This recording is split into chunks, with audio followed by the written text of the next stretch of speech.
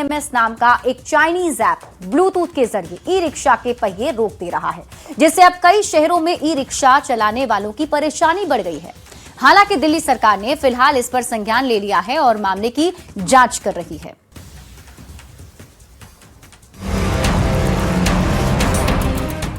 Delhi NCR समेत देश के कई राज्यों में ई रिक्शा के अचानक रुक जाने की शिकायतें सामने आई है। बताया जा रहा है कि कोई ऐप ई रिक्शा चलाने वालों के लिए आफत बन गया है।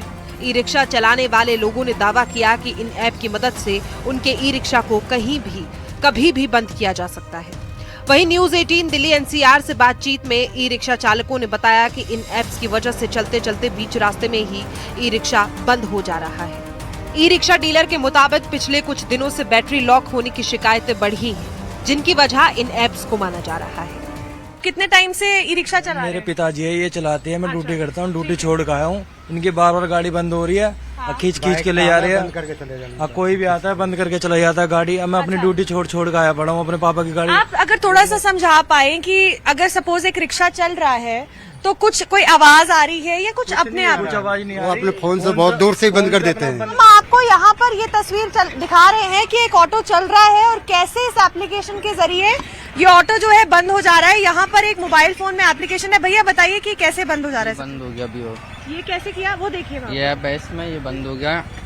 अब इसे ऑन करूंगा ना तो ये ऑन हो जाएगी गाड़ी। हैरानी की बात यह है कि ई रिक्शा चालकों का दावा है कि कुछ लोग इन ऐप्स का गलत इस्तेमाल कर रहे हैं। बैटरी दोबारा अनलॉक करने के नाम पर उनसे 200 से 800 रुपए तक की मांग की जा रही है। एक ऐसे ही ऐप का नाम भी सामने आया है। ऐप का नाम है बैट BMS।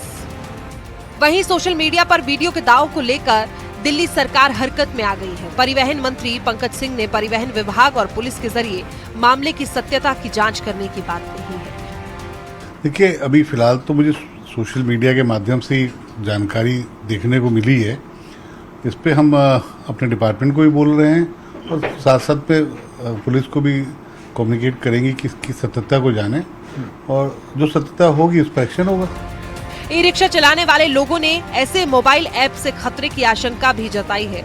उनके मुताबिक इसकी वजह से बीच सड़क पर कभी भी हादसा हो सकता है। उन्होंने इस तरह के मोबाइल ऐप पर सख्त एक्शन की मांग की है। Bureau report, news 18। अब आपको पूरी खबर समझाते हैं। बैट BMS विवाद को अब आप समझिए। बैट BMS एक चाइनीज ऐप है और ये ऐप के जरिए ब्लूटूथ कनेक्शन से चलते ई रिक्शा को कंट्रोल कर सकता है।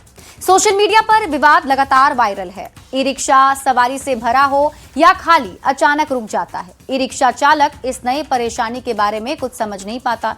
ई रिक्शा चालकों की परेशानी काफी बढ़ गई है। मामला सामने आने के बाद दिल्ली के परिवहन मंत्री ने इस पर संज्ञान लिया है। अब आप खबर तो समझिए। सोशल मीडिया पर वायरल होने के लिए लोग बंद कर रहे हैं ई रिक्शा।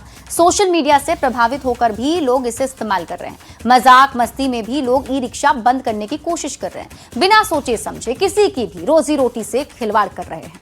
शिकायतों के बाद सरकार ने इस मामले में एक्शन भी ले लिया है। ई रिक्शा की बैटरी को हैक करने वाले ऐप पर केंद्र सरकार ने एक्शन लिया है। बैट BMS समेत 7 ऐप हटाने के निर्देश भी दे दिए हैं। गूगल प्ले स्टोर और एप्पल ऐप स्टोर से इन ऐप्स को हटाने को कहा गया है। इलेक्ट्रॉनिक्स और सूचना प्रौद्योगिकी मंत्रालय की ओर से यह आदेश भी जारी किया गया है। सुरक्षा और संभावित गलत इस्तेमाल की आशंका को देखते हुए सरकार ने यह फैसला लिया। मामले की जांच और निगरानी जारी है, आगे भी इस पर जारी रहेगी और